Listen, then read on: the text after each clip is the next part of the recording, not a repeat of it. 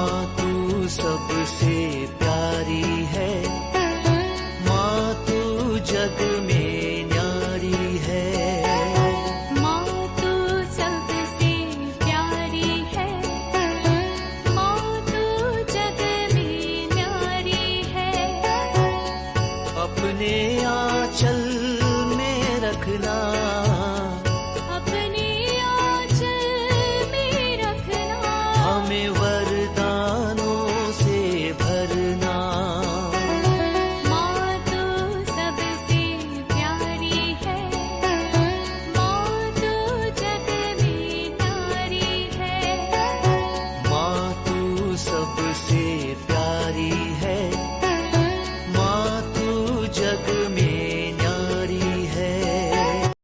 Mr. Rajan Samuel, a great missionary in Hindi heartland, first class with distinction.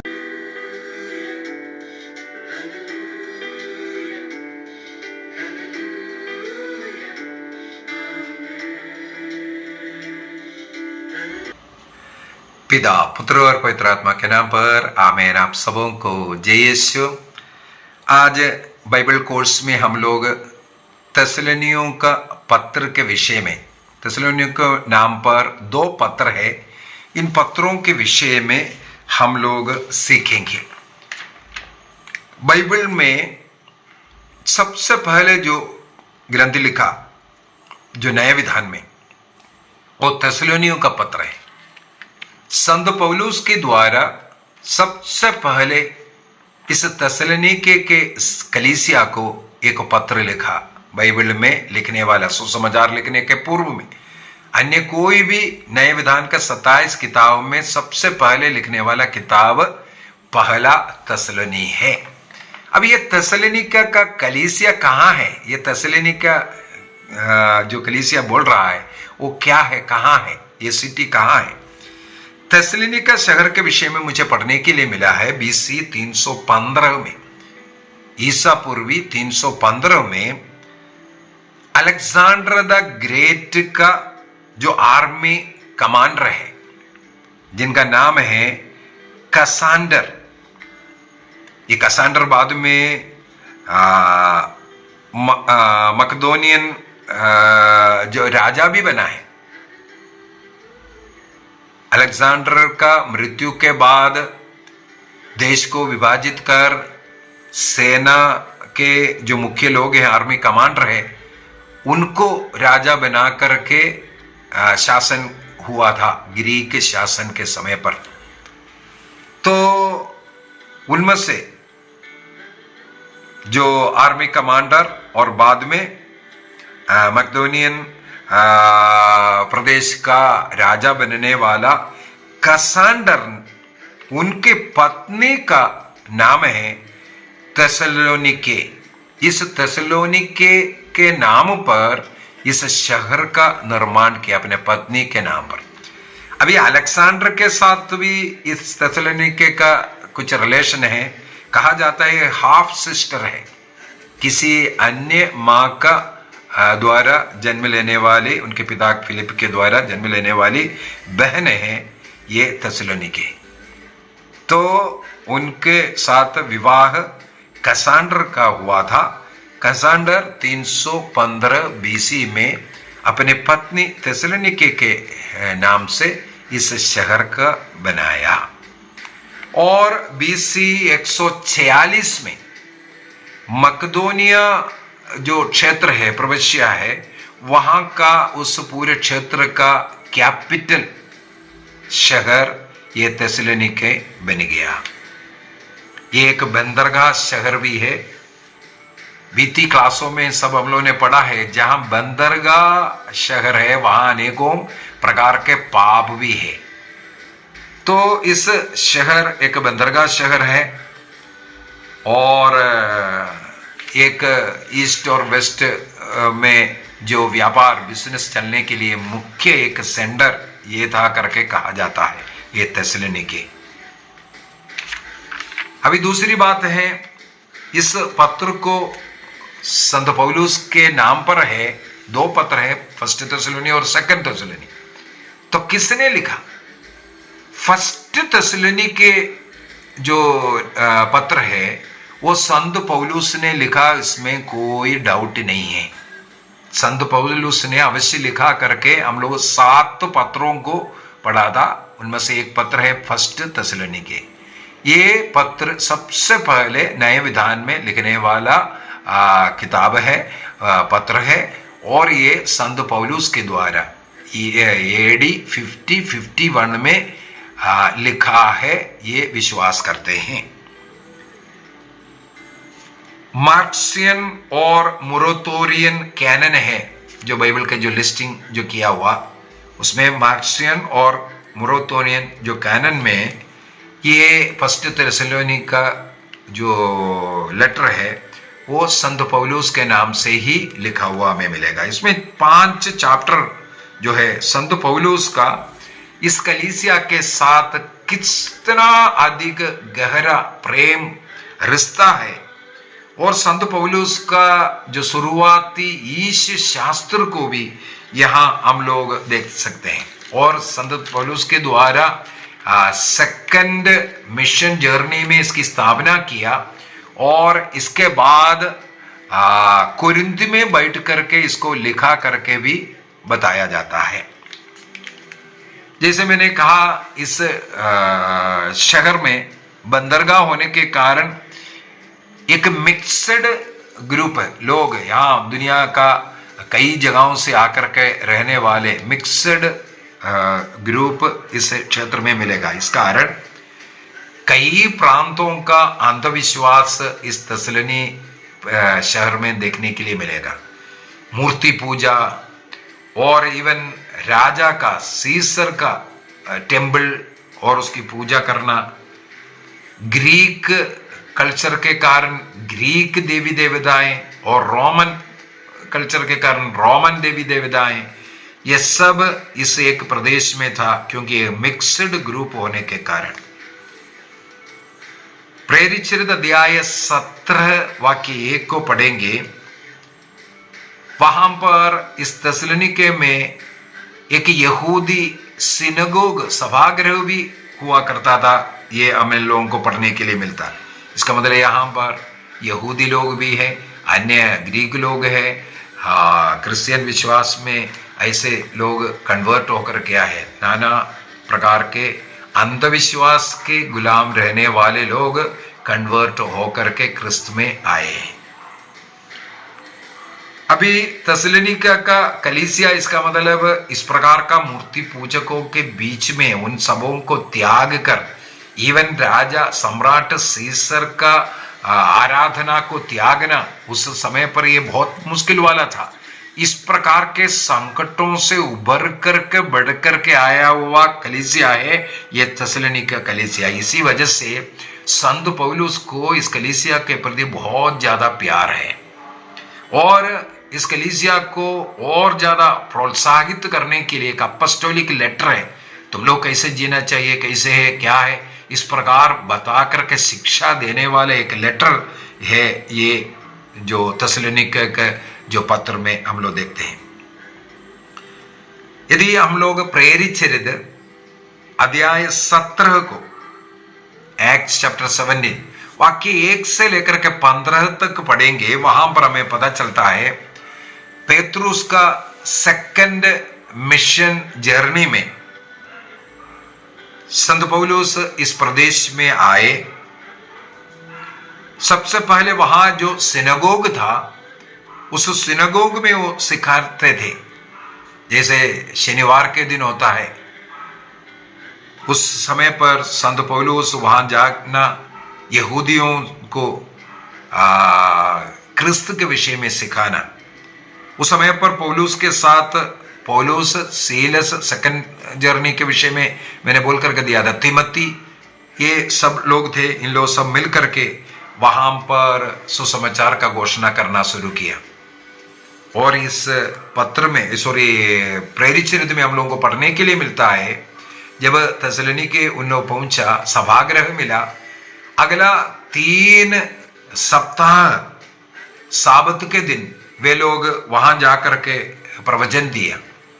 इस कारण अनेकों Greek और यहूदी जो लोग हैं वो क्रिस्त में विश्वास करना, और अन्य अंधविश्वास में पड़े हुए लोग, मूर्ति पूजक, ऐसे लोग भी क्रिस्त में विश्वास करना शुरू किया। यह देख करके यहूदी रबियों के मन में ईर्ष्या आए और संत पौलुस के और सीलास और तिमोथी के खिलाफ में झूठे आरोप लगाना शुरू किया। ये सीसर के विरुद्ध बोलने वाला, सिखाने वाला व्यक्ति है, अर्थात राजद्रोह का अभियोग लगाना शुरू किया। इस कारण संत पौलुस को थेसलोनिके प्रदेश छोड़ करके सबसे पहले एथेंस जाते हैं, इसके बाद वहां से वो कुरिन्थ पहुंचते हैं। प्रेरित चरित्र अध्याय 17 वाक्य 14 में हम लोग ये पढ़ते हैं। जब कुरिन्थ पहुंचा, कुरिन्थ नहीं एथेंस जब पहुंचा, एथेंस से कुरिन्थ की ओर जा रहा था, तब तिमोथी को एथेंस से वापस भेजते हैं। तुम जाकर के देखो, हम लोग जो सुसमाचार सुनाया, जो क्रिस्त में विश्वास किया, बपतिस्मा ग्रहण किया, उनका क्या हाल चाल है। एथेंस से ही थेसलोनिके में तिमोथी को संत पौलुस वापस भेजते हैं। हम लोगों को थेसलोनियों का पहला पत्र अध्याय 3 वाक्य 1 और 2 में यह सब पढ़ने के लिए मिलता है। तिमोथी के द्वारा इस कलीसिया के विषय में अच्छा रिपोर्ट मिला। वे लोग जो बीज हमने बोया है उसमें गहराई में, विश्वास में गहरा बढ़ते जा रहा है। संघर्ष तो है, संकट तो है, फिर भी अपने विश्वास में पकड़ा हुआ है। ये रिपोर्ट संत पौलुस को देते हैं। तो पौलुस इसमें बहुत खुश हुआ, आनंदित हुआ। जैसे हम लोगों को मालूम है फिलिपियों का पत्र खुशी का पत्र कहते हैं, इसी प्रकार इस जो बातें सुन करके, तिमोथी का बात सुन करके पौलुस को बहुत खुश हुआ, आनंद हुआ। उस आनंद के साथ कुरिन्थ में बैठ करके, कहा जाता है AD 50 या 51 में संत पौलुस ने ये पहला पत्र उनको वो खुशी प्रकट करने के लिए, धन्यवाद प्रकट करने के लिए और सही रास्ते में कैसे आगे बढ़ना है, इस शिक्षा देने के लिए ये पत्र लेकर के तिमोथी के हाथ में वहां भेजा करके हमें पढ़ने के लिए मिलता है। थेसलोनियों का पहला पत्र अध्याय 2 वाक्य 17 से आगे तिमोथी जो रिपोर्ट देता हुआ, और अध्याय 1 वाक्य 6 में, अध्याय 2 वाक्य 16 से 18 तक, यहाँ पर सब हम लोगों को पढ़ने के लिए मिलता है कि थेसलोनिके कलीसिया इस सुसमाचार में क्रिस्त में विश्वास करने के कारण कितने यातनाएं उनको सहन करना पड़ रहा है। और अध्याय 4 का वाक्य 1 से लेकर के 5 तक के जगहों पर उस कलीसिया में कुछ कष्ट, कुछ पीड़ा, कुछ समस्या आए, उसके लिए समाधान बता करके देने वाला भाग अध्याय 4 वाक्य 1 से 5 तक हमें मिलेगा। इसके बाद इन बातों के मिलाकर के कुरिन्थ में बैठ करके संत पौलुस ये पहला पत्र की रचना किया है करके हमें पता चलता है। इसका मतलब AD 50-51 में सेकंड मिशन जर्नी में जब वे कुरिन्थ में रहा तब की बात है। पत्र के लिखने का उद्देश्य जैसे मैंने बोला है, वो पीड़ित कलीसिया है, वहां पर संकट हो रहा है। यहूदी और ग्रीक जो लोग और जो सम्राट सीसर का जो पूजा नहीं कर रहा है, इस कारण उनके विरुद्ध में अभियोग लगा रहा है। अनेकों इस प्रकार का कष्ट पीड़ा में बढ़ने वाला कलीसिया है थेसलोनिके कलीसिया। इसलिए उन्हें धैर्य बांधने के लिए और वो खुशी व्यतीत करने के लिए संत पौलुस ये पत्र लिखते हैं और अपने प्रेरिताई कार्य का महत्व के विषय में भी इसके अंदर हम लोगों को पढ़ने के लिए मिलता है। क्रिस्त को सामने रख करके क्राइस्ट सेंटर्ड लाइफ करते हैं।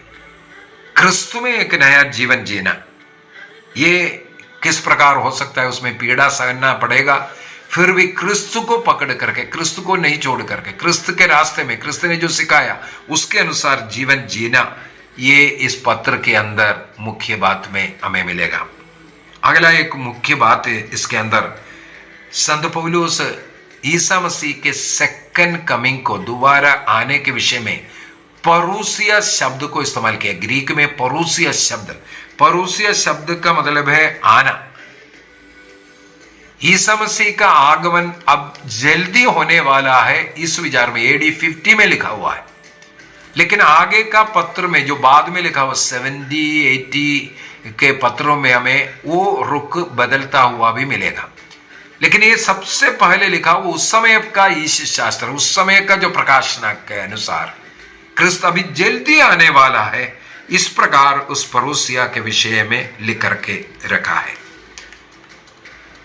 अध्याय 1 वाक्य 2 से 10 तक, अध्याय 2 वाक्य 13 से 16 तक, और 19-20, अध्याय 3 6 से 13 तक सब हम लोगों को ये पढ़ने के लिए मिलता है। संत पौलुस इस थिस्सलुनीके के कलीसिया के कारण आनंदित है, अभिमानित है, प्राउड फील कर रहा है, ये लिखा हुआ है। इसका मतलब उस कलीसिया के प्रति अपना विश्वास को प्रकट करते हुए उस विश्वास में आगे बढ़ने के लिए इस प्रकार के पॉजिटिव लेटर लिख करके भेज रहा है। उसी प्रकार अध्याय 2 का वाक्य 2 और अध्याय 2 का वाक्य 14-15 में और अध्याय 3 का वाक्य 4 में सब संत पौलुस इस कलीसिया को कितना प्यार करता है, ये प्यार को प्रकट करने वाला जगह हम उन लोगों को पढ़ने के लिए मिलता है।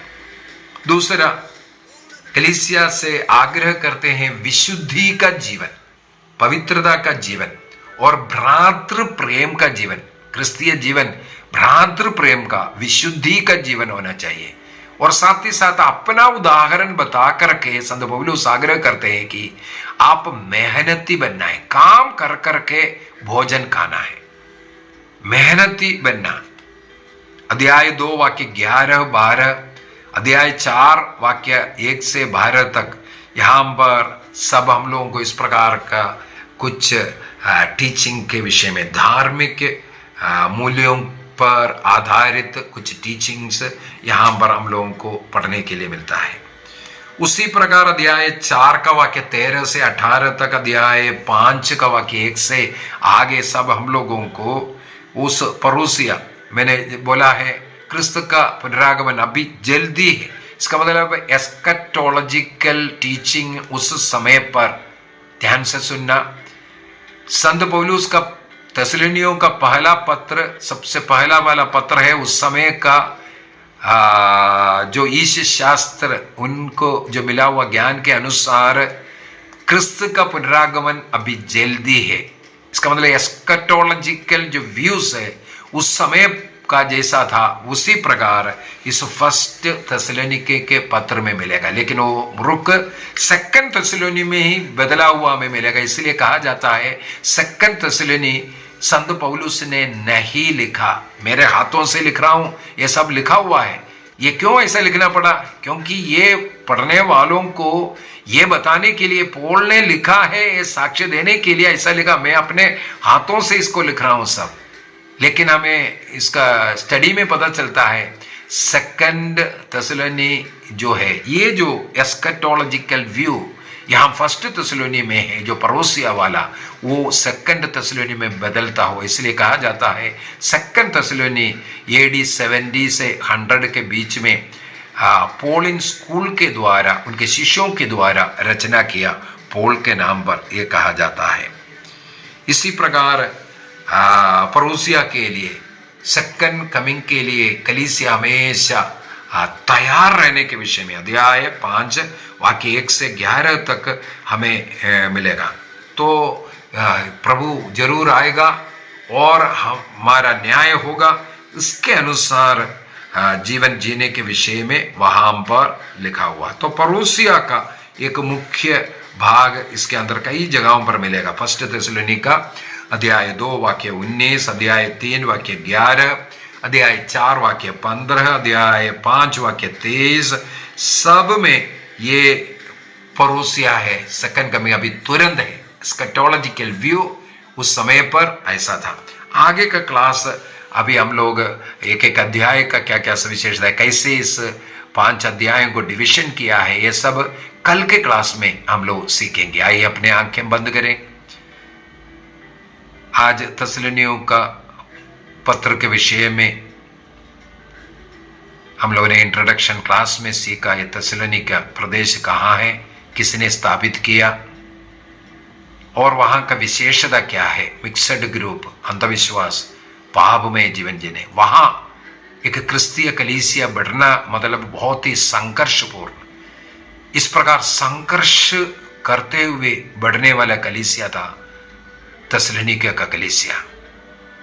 इसलिए संत पौलुस उनको और धैर्य देने के लिए, प्रशंसा करते हुए, खुशी के साथ और कुछ अच्छा धार्मिक बातें सिखाने के लिए इस पत्र को AD 50-51 के समय पर कोरिंथ में बैठ करके लिखा।